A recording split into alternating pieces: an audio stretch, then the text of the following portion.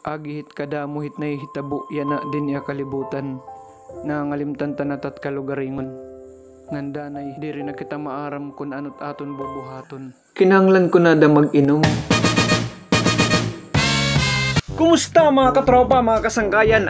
Dinalaot ako para ni kadua ko nga barter or birter. Since nga may daw ko mga t-shirt nga tigad singon din na naigo, nga dilat sigon nga gamit nanduro, pero gusto ko may datao nga mas papahalagahan pa.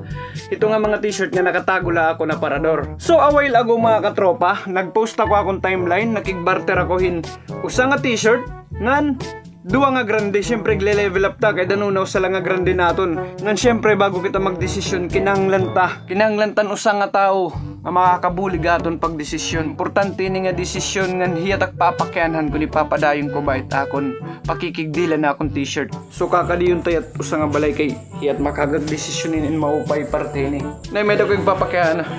Nay mainom kan beer. Basta may ada ngan libre. Okay, sige. Basta may ada ngan libre. Parehasan dati, naunalagap akong mga 10 minutes sa amon meeting place. Upod ko ngayon ang pinakagwapo ko nga patod, duray maagaw. So nga ulat kita naton ka barter nga umulput ya. Di nga na umulputin mga tulo ka simana. Diri ko nagdadayo na akong pagbarteray ya. Sa mga pinakagwapo sa nusi, tanggalan ng kalo man. Mani pa po, gwapo na eh. Hoy mga katropa, waray na magtulo ka simana, umulput na tat ka barter. Mas ka mo. Okay daw, papadakot ko ka mo. Ano na itong balay nga? May ko pa sobra mo. May ko pa sobra. Tao nga salamat. Thank you. May pa sobra. Ikot ang dito. May pa sobra nga. Talag sila ni makikbarterin. Waray pa sobra. So, another successful barter na naman na natin napaligaya. Salamat ade. Kailangan ko na umuli.